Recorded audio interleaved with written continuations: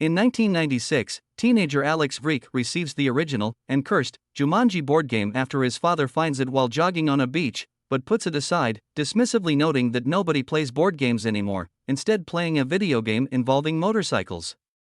Overnight, the game changes so that the box's contents are now a video game cartridge, but when Alex puts it in his console and turns it on, he vanishes. 20 years later, high school student Spencer Gilpin is sent to detention for helping his former best friend, Anthony Fridge Johnson, with his homework by writing Fridge's essays for him.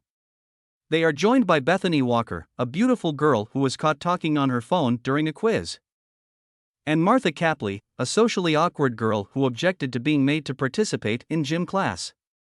For detention, they are charged by Principal Bentley with removing the staples from discarded magazines in an old storage area, but Spencer discovers the console containing the Jumanji game and convinces the others to play it with him.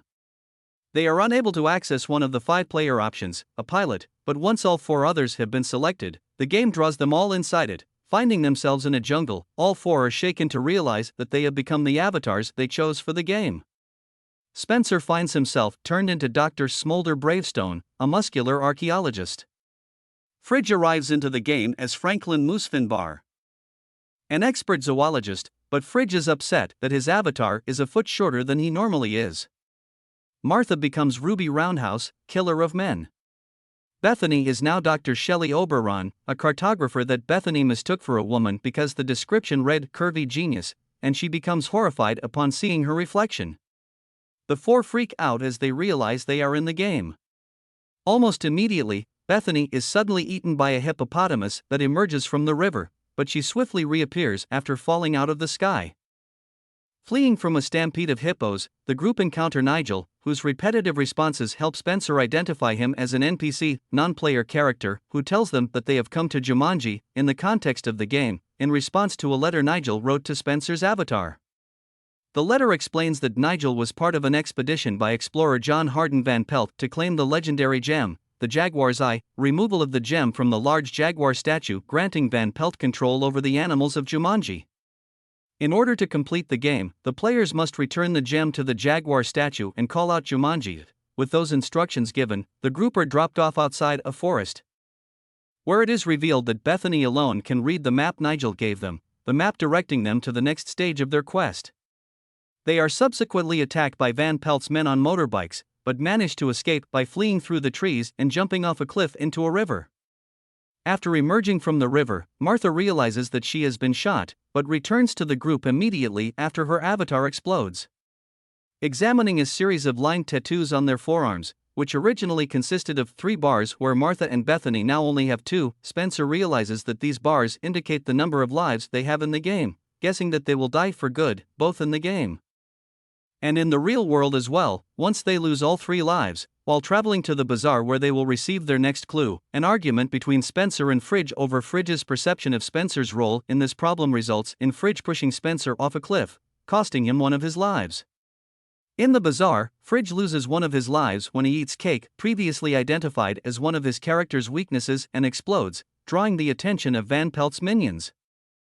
Fortunately, before they are attacked, they discover their next clue hidden in a basket containing a snake, which the team are able to acquire by pooling their skills and coming together, allowing Spencer to catch the snake while Fridge defangs it.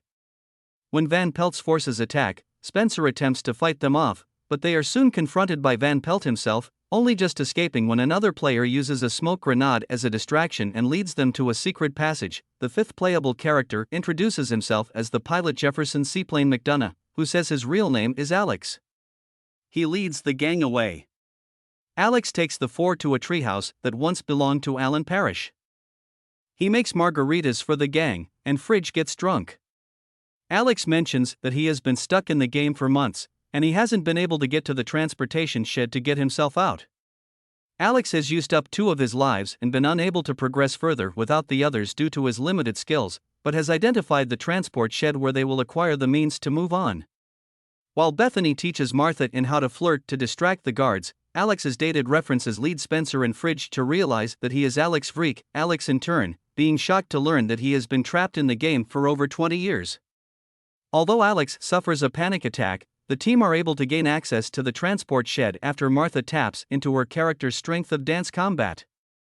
subsequently helping Alex recognize that they can complete the game by working together. There is a brief panic when damage to the helicopter traps it in a canyon in front of a rampaging herd of white rhinoceros, but Spencer is able to repair the damage and help them ascend.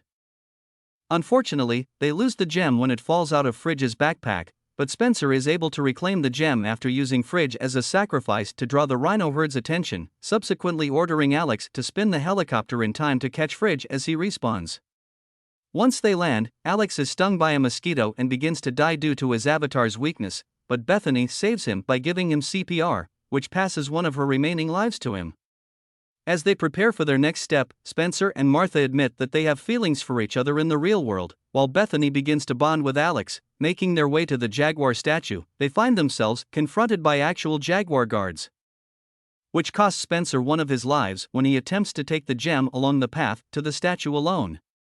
With Fridge's support, Spencer implements a plan where Martha takes out Van Pelt's approaching minions while the other three provide a distraction for the jaguars, leaving Spencer to take one of the minions' motorbikes and continue to the statue. Van Pelt attempts to gain the advantage by taking Bethany hostage, but Fridge is able to drive the jaguar guards away by befriending an elephant, only for the players to lose the gem when it is thrown away.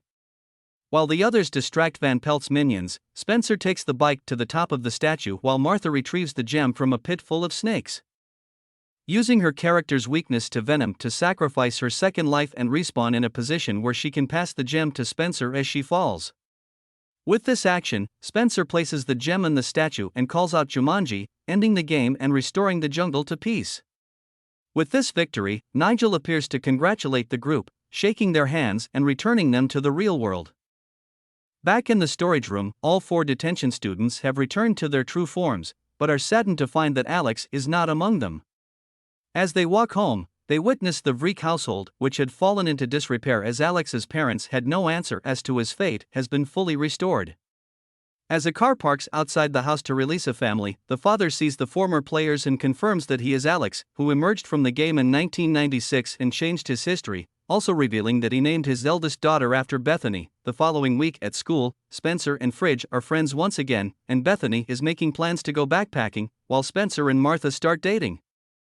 When they hear the drumbeats of Jumanji, they take the console out to the back of the school and Fridge drops a bowling ball onto it, each intending that this will end the game once and for all. However, at the end of the end credits, Jumanji's menacing jungle drums play once again, suggesting the game still exists in some form to play another of its dangerous games.